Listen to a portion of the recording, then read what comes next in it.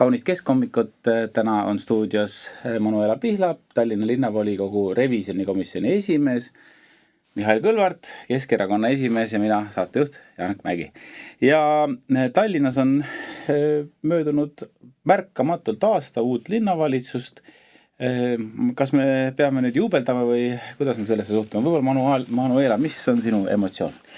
No eks see on ikkagi Tallinna elanike otsus, kas nad siis juubeldavad või vaatavad natukene nukralt, mis on juhtunud, aga see, mis on kõlama jäänud linnaelanikega suheldes ja mida me ka meediast loeme, et rõõmustamiseks palju põhjust pole, et kui tuldi, uus linnavõim tuli suurte lubadustega, tänavad pidid puhtaks saama. Lumest puhtud. Just, tuli ilmada etappe, aga nii vähe, kui seda lund ka ei olnud, siis tegelikult lubadus, et kõiki kõnniteid hakatakse hooldama, seda ei juhtunud, aga lubati, et ka kõik koolid pannakse eesti keeles rääkima, mida pole samuti juhtunud, aga mida me oleme hoopis näinud, on linnavalitsuse valed, et tegelikult on lubatud ühte, tehtud teist ja sellise ausa läbipaistva linnajuhtimise asemel oleme me järjest näinud erinevaid juhtumeid, kas või näide, kuidas tänane linnapea ostis Tallinna linnale erakooli. Ostis selle hoone, võttis selle kooliga enda kaitsva tiiva alla, aga juhtumisi selles koolis õpib tema enda laps ja ka abilinnapea laps, et see on selline tehing, mida Tallinna linnas pole mitte kunagi nähtud. Ja tekib küsimus, et kelle huve see linnapea täna Tallinnas teenib? Mihhail, ma usun, et sa oled hästi puhanud selle aasta jooksul, et kas puhkus jätkub sügisel või kuidas sa näed, sest ma saan aru, et valimisringkonnad on ümber jaotatud, kõik on tehtud selleks, et sa saaksid võimalikult vähe hääli. No vaata, siin on traditsiooniline poliitkorrektne vastus, et seda otsustavad ikkagi valijad, aga nagu sa saad aru, mina eriti objektiivne ei ole ja olen päris kriitiline. Ja kui Manuela alustas sellest, et see uus poliitiline kultuur, uus euroopalik linna juhtimine, mida meile lubati, on tänaseks jõudnud nii kaugele, et me saame tõdeda, et valetamine linnavalitsuse ja eriti lugupeetud linnapea puhul on normaalsus. Et linnavalitsus ostab erakoolile hoone, kus õpivad linnavalitsuse liikmete lapsed ja see on poliitiline otsus. Me teame seda 100%, seda meile kinnitasid ka ametnikud, haridusameti ametnikud, et see oli otsene linnavalitsuse ja konkreetselt linnapea Osinovski korraldus. Ja siis linnapea tuleb volikokku ja linnavolikogu liikmete ees ütleb, et see ei olnud tema otsus, et seda tegelikult pakkusid ametnikud. Ja see oli ametnike ettepanek, et ostame välja. Et sõna otseses mõttes linnapea valetab volikogu liikmetele. Ja kui see oleks ainult üks juhtum, siis võiks öelda, et ma ei tea, unustas. Eksis, võib-olla oli natuke häbelik, et ütled, et ei saanud tunnistada, et au kuulub nagu temale. Aga me kahjuks sellega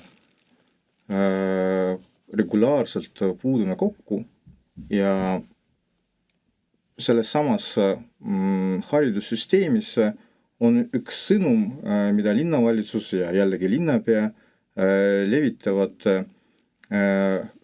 väga aktiivselt. Et nende ajal, ehk siis aasta jooksul, on tekkinud terve rida kooli ehitamise projekte. Et Keskerakonna ajal ei olnud ühtegi uut kooli, aga nüüd nemad hakkavad ehitama.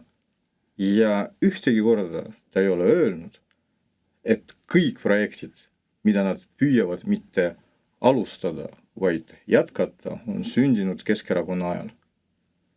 Et ei ole nii, et praegune valitsus on midagi initseerinud koolivõrgustikus. Ei ole nii, et meie ajal ei ole midagi tehtud. Vastupidi, kõik oli tehtud meie ajal. Nemad parimal juhul püüavad jätkata. Ja ainuke uus asi, mida tõepoolest nad suutsid välja mõelda haridussüsteemis, on hoone ostmine erakooli jaoks ja sellest me alustasime.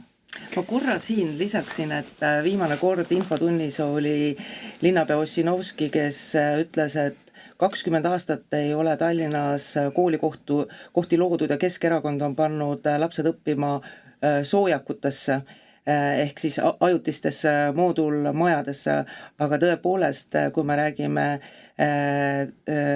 täna Põhja-Tallinnast, kuhu me alustasime täiesti uue kooli loomist, me alustasime ka Kalamaja juurdeehitust, täiesti uus kool Martsa, veel erinevad koolid, mille tehti juurdeehitused, siis neid kohti on loodud ja me peame alati vaatama ka seda koolide puhul, et üks asi on uute koolide ehitamine, teine on olemasolevate renoveerimine ja laiendamine, millega on väga palju koolikohti juurde ehitatud, aga miks ma nendest soojakutest siin rääkisin, kui me vaatame erakooli, mis osteti, kus õpib Ossinovski laps, siis selle kooli kõrval 50 meetri lähistel asub Ristiku kool ja neil on tõepoolest ruumipuudus ja seal lapsed õpivad niinimetatud soojakutes ja kui nüüd üldse see hoone osta linnale, mis ostati siis erakoolile, siis neid ruume oleks vajanud Ristiku kool, meie enda Tallinna kool,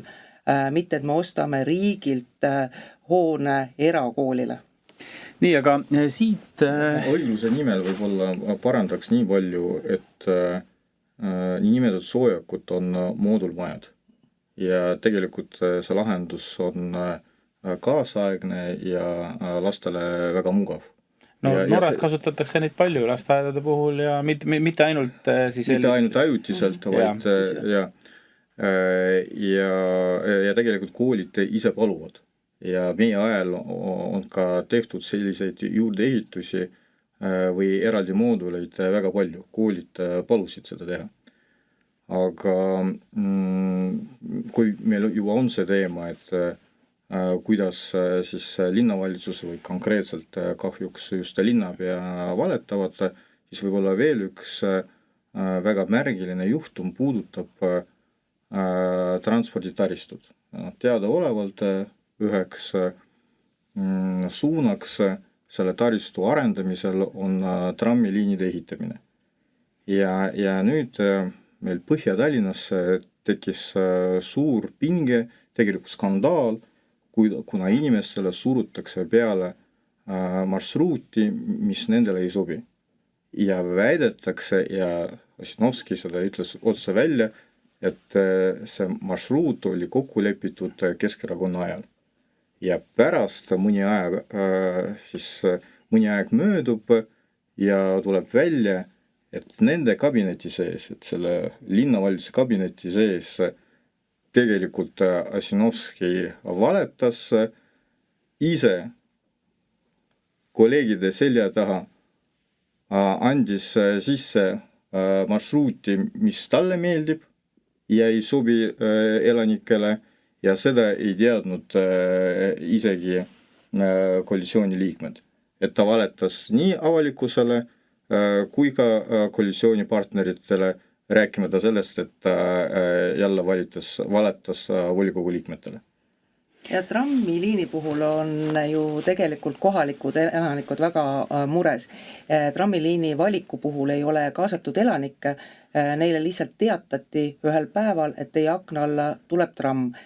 Ja kui me vaatame seda liini valikut, siis on täiesti arusaamatu, et miks valitakse trammiliin, kus on vähem sõitjaid ja mis on kuni 7 miljonit kallim. Ja jäetakse välja teine liin, kus oleks sõitjad palju rohkem, mis oleks ka odavam, mis ei oleks inimeste akna all ja mis ei lõhuks Stroomi rannaparki. Sest täna tegelikult surutakse trammiliin Stroomi rannaparki ja sellega väga suur osa sellest rannapargist saab kahjustada. ja jällegi on täpselt teada, et see on linnapea valik, tema eelistus, mida ta surus peale veel meie ajal, kui meie olime koalitsioonis sotsiaaldemokraatidega ja siis me ütlesime, et ei, see ei sobi. Nüüd selles uues koalitsioonis surusid läbi Ossinovski initsiatiivil ja Ossinovski ütleb avalikkusele, et see on Keskerakonna marsruut.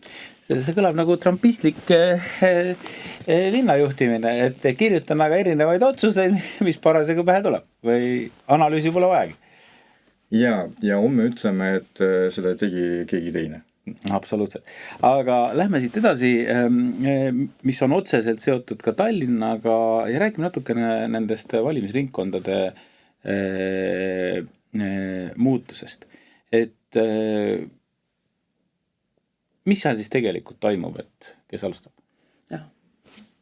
Valimisringkonnad tuleb panna paika niimoodi, et kuidagi oma positsioon säilitada, ehk niimoodi on linnapea Ossinovski püüdnud joonistada valimisjaoskondi. Kui enne oli meil umbes 100 valimisjaoskonda, siis nüüd jääb alla 50 jaoskonna. Ja kui vaadata seda tendentsi, et kuidas on vähendatud jaoskondi, siis ei ole vähendatud niimoodi, et seal, kus ei käinud valijaid või oli vähe valijaid, et siis need jaoskonnad kukuvad ära, et väga markantne näide Põhja-Tallinnast, kus jaoskond, kus käis 3000 inimest valimas, kaob ära ja selle asemel tuleb nädalane valimisjaoskond, kus käib 1000 valijat on seni käinud. Aga vahe on lihtsalt selles, et selles 3000 valijaga jaoskonnas ei olnud sotsiaaldemokraatide valijaid, seal olid Keskerakonna valijad, aga see asendatav jaoskond, see on alati olnud nende kants või kui me võrdleme kahte linnaosa Haabersti, mis on kordades suurem kui Nõmme, siis Haaberstisse jääb järgi 4 jaoskonda, aga väike Nõmme linnaosa, kuna seal on ka sotsiaaldemokraatide valijaskond suurem, siis sinna tehakse 6 jaoskonda. Ehk kogu Tallinn on joonistatud otseses võttes välja selliselt, et võtame jaoskonnad sealt, kus on Keskerakonna valijad ja pannakse sinna, kus on siis rohkem sotsiaaldemokraatide valijad, et ehk see hirm kukkuda võimult ja äkki Keskerakond võib saada võimule, loomulikult aga saab, aga see hirm on nii suur, et täna ollakse nõus riskima kõigega, riskima ka demokraatiaga, riskima ka sellega, et näiteks need inimesed, kelle liikuvus on piiratud, ratastooliga inimesed, lastevankritega inimesed, et me ei vaata selle järgi, et kas nemad jõuavad valima, me vaatame selle järgi, kus on meie valijad. Mihhail, kas see on normaalne praktika, et kui sul on vaja oma poliitilisi eesmärke saavutada, et siis sa muudad põhiseadust, muudad kõiki teisi halduspiirkondlikke akte, et saada paremat poliitilist tulemust? Vaata, sellepärast see ongi ohtlik. Meile võib ju tunduda, et kui me muudame seadust või põhiseadust, siis see on põhjendatud, kuna ka meile see sobib. Antud konkreetsel juhul meile see sobib, las nad teevad. Aga poliitikud võtavad hoogu. Nad, kui üks kord läheb läbi, teine kord läheb läbi, siis iga kord, kui konkreetne asi ei sobi või takistab mingi eesmärgi saavutamist, siis me hakkame muutma reegleid, muutma seadusi. Ja kuhu me sellega jõuame? See ei ole enam õigusriik, see ei ole enam demokraatia. Kui mängureegleid muudetakse lähtuvalt võimu soovist või poliitikute soovist selleks, et saavutada võimu tagasi, see ei ole enam demokraatia. Ja võib-olla veel üks oluline aspekt on antud väga konkreetne sõnum. E-valimised on nüüd ideoloogiline valik. Meile öeldi, et me paneme jaoskonnad kinni, kuna teil on nii palju võimalusi hääletada internetis. aga demokraatlike valimiste puhul on väga tähtis vaba valiku tagamine, sealhulgas ka selle valiku, mis annab võimaluse valida jaoskondades. See on õigus, mis antud põhiseadusega.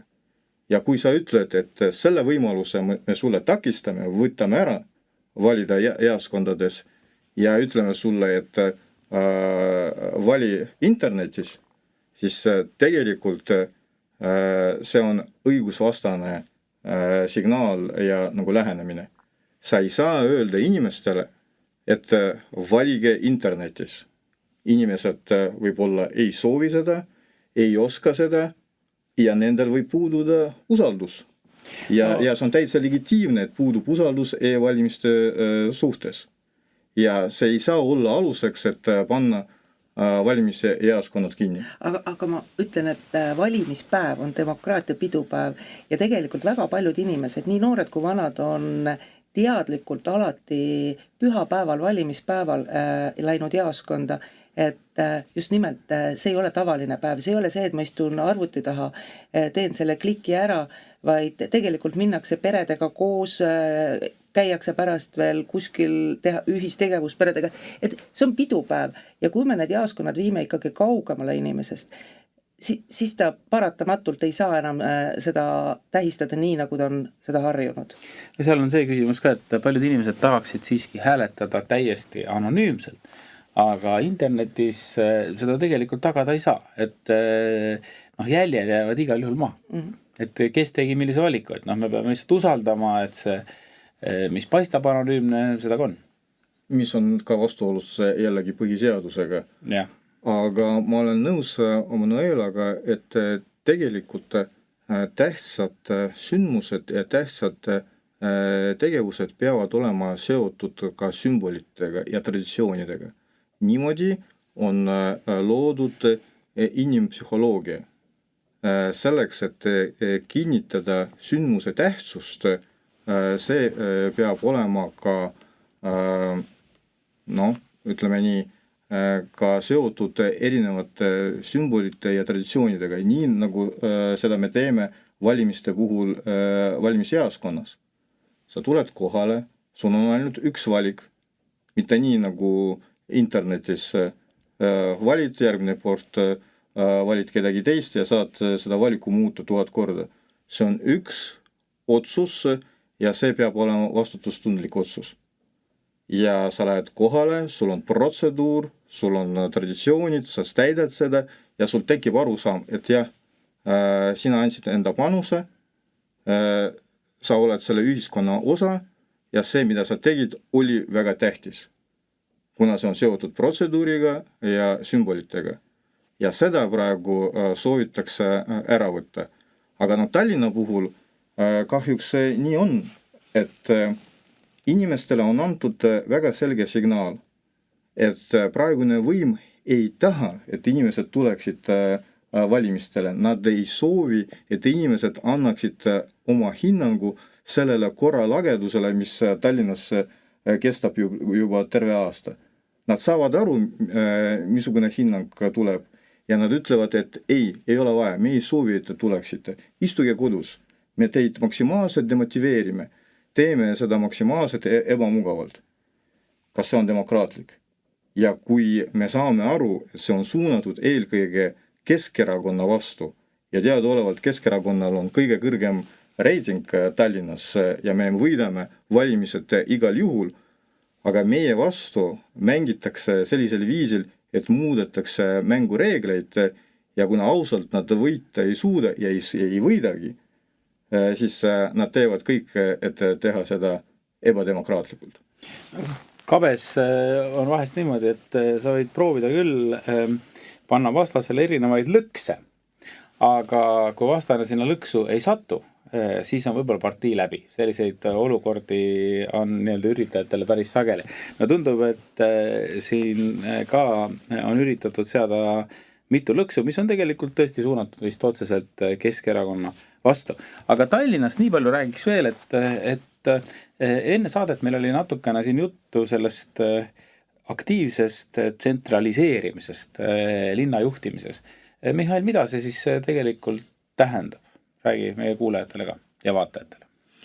No mina võib-olla alustaks nagu üldisemas plaanis. Tegelikult aktiivne tsentraliseerimine käib üle Eesti.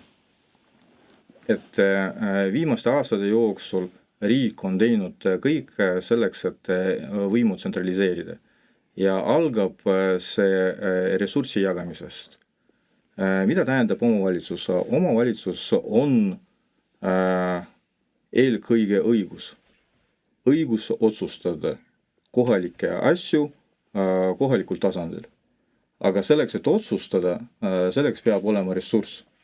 Ja kui seda ressurssi ei ole, siis sul ei ole tegelikult vabadust ja õigust midagi otsustada. Nüüd need vahendid, mida omavalitsused saavad, nad on parimal juhul mõeldud selleks, et katta kohustusi, mida seab riik ja seadusandlus. Et sul tegelikult eelarves ei ole vajalikku lõtku, et midagi juba iseseisvalt otsustada, et kas me ehitame teed või siis renoveerime lasteaeda. Et selleks peavad olema vabad vahendid, aga seda ei ole. Sul on kõik, mida sa saad maksudega või riigi poolt, kõik on juba lahti kirjutatud eelarves. Ja see olukord on peaaegu tänaseks igas omavalitsuses. Mõned rikkamad omavalitsused, eelkõige Harjumaa või Tartu või Tallinna linn, omavad seda ressurssi ja saavad midagi otsustada. Ja see tähendab, et ka inimesed saavad midagi otsustada valimiste kaudu. Aga teistes omavalitsustes parimal juhul nende eelarve ei ole miinuses. Ja kui toimuvad omavalitsuste ja riigi vahel läbirääkimised, siis eelarve või eelarvestrateegia puhul, siis tegelikult seal ei ole läbirääkimisi. Riik tuleb enda kontseptsiooniga ja seda surutakse peale. Ei ole mingit võimalust, et ei olnud kordagi olnud, ainult siis, kui Toompeal oli Keskerakonna võim, ainult siis oli võimalik veel midagi omavalitsuste ja riigi vahel midagi kokku leppida. Kõik ülejäänud aastad ei olnud võimalik üldse mitte midagi kokku leppida ja mina räägin sellest sellepärast, et nagu sa tead, et ma olin mitte ainult Tallinna linnapea, vaid Eesti linnade valdade liidu juht. Ja ma mäletan neid läbirääkimisi, sa näitad päris pilti, mis toimub Eesti omavalitsustes, räägid, mis on päris vajadused, riigi poolt on juba ette nähtud otsus ja seal ei ole midagi läbi rääkida. Ja see on absoluutselt vastuolus selle kontseptsiooniga, mida me püüame siis välja kuulutada, et meil on põhjariik, et omavalitsustel on autonoomsus, võimalus midagi otsustada, ei ole. Riik seab rohkem kohustusi iga aastaga ja annab vähem vahendeid nende kohustuste realiseerimiseks. Ja seega see võim on tegelikult riigi käes. Nüüd Tallinna puhul see protsess on samalaadne. Et seda võimu kontsentreeritakse linnavalitsuses ja linnaametites ja seda võetakse ära linnaosade käest ja linnaosade elanike käest. Kuna kõik teenused lähevad otse ametite alla, juhtimine otse ametite alla ja seega kaob nii otse kontakt inimestega kui ka kvaliteet. Ja veel sinna juurde, et see praegune linnavõim ise ei suuda midagi teha ja veel laseb lahti ka spetsialiste. Ja aasta jooksul linnasüsteem on kaotanud väga palju spetsialiste peaaegu igas valdkonnas. Tahad täiendada? Võib-olla mõtlengi juurde see, et selle niinimetatud teenuse viimine linnavalitsuse alla tähendab inimese jaoks seda, et seda teenust enam kätte ei saa nii lihtsalt. Ehk oma küsimusele vastuse ta saab mingisuguse ajaviitega, aga tegelikult kes on kannatajad? No kui me vaatame sotsiaalvaldkonna tsentraliseerimist, siis on just need kõige nõrgemad inimesed, need, kes vajavad abi, sama on lastekaitsega ja kui me vaatame, miks need reformid tekitavad hirmu, et kui reformi läbiviijad tegelikult vaatame, kuidas nad suhtuvad ka nendesse ametnikesse, keda siis koondatakse. No toome näite, viimane on Tallinna munitsipaalpolitsei ameti koondamine. Koondatakse inimene, kes on töötanud 4 kuud ja talle makstakse hüvitist 3 kuud. Samal ajal koondatakse laste heaolu spetsialist, kes on linnas töötanud 23 aastat. Hüvitis 1 kuu. Et tekib küsimus, et kas neil on tervik nägemus üldse selle reformide osas, nende inimeste koondamiste osas. Et tundub, et kui vaadata seda personalipoliitikat, et siis neil selline nägemus tegelikult puudub. Ja tundub, et Tallinnas on asjad praegu kehvasti, aga me lubasime eelmises saates, et me avame kirjakasti, see on nüüd esimene selline uus rubriik meie saates ja meie hea kuulaja Ülo Vooglaid saatis pika kommentaari saatele ja ta on teinud seda mitu korda, tervitame Ülo. Ja viimases kirjas oli Ülol selline küsimus, et mis on Keskerakonna strateegia? Mihhail, proovi nüüd mõne sõnaga selgitada, et mis need lähtekohad vähemalt on. Võib-olla me peame sellest tegema lähiajal ka mõne eraldi saate, et sa saad põhjalikult lahata, aga täna vasta Ülole ära. Minu poolt kindlasti on väga riskantne pakkuda Ülo Vooglaidile enda üldfilosoofilist nägemust ühiskonna ülesehitamise puhul. Aga ma mõned lausad ikkagi endale luban. Ja ma siiralt usun, et see on ka Keskerakonna ideoloogia. Peamine Keskerakonna eesmärk ja missioon on inimeste ühendamine ja konsolideerimine. See lihtsalt põhjusel, et väikse ühiskonna puhul ei ole ükski suur eesmärk saavutatav, kui me ei suuda inimesi ühendada. Et see ei ole isegi poliitika või sotsioloogia, see on füüsika ja matemaatika. Kui see ressurss on minimaalne, siis selleks, et kuskile seda suunata ja suuri asju saavutada, on vaja seda kontsentreerida. Ja kui me ühiskonnas loome vastandumist ja inimesi jagame, siis me kunagi midagi suurt ei saavuta. Siis meil kunagi ei ole sellist majandust nagu Singapuris või siis sellist kaitsevõimet nagu Soomes. See on filosoofia, aga tegelikult ma usun, et see on väga praktiline. Nüüd, kui rääkida majanduskontseptsioonist, siis mõned väga konkreetsed asjad. Põlevkivi tagasi, ilma selleta energiajulgeolekut Eestis üles ehitada ei ole võimalik. Ilma selleta ei ole võimalik saada normaalset elektri hinda ja meil Eestis on siis meie tehnikaülikoolis on tehnoloogiad, mis annavad võimaluse põlevkivi energeetikat teha efektiivsemaks ja puhtamaks. Meil peab olema astmeline tulumaks, vaesed maksavad vähem, rikkad maksavad rohkem. Ja see ei ole mingi kommunistlik ideoloogia, see on majanduskontseptsioon. Sest kui sa vaesemate käes, nagu praegu, võtad kõik, mis nendel on, siis nad ei saa osaleda tarbimisprotsessis. Ja kui nad ei osale tarbimisprotsessis, siis tarbimise maht väheneb ja see on kõige suurem probleem majandusele.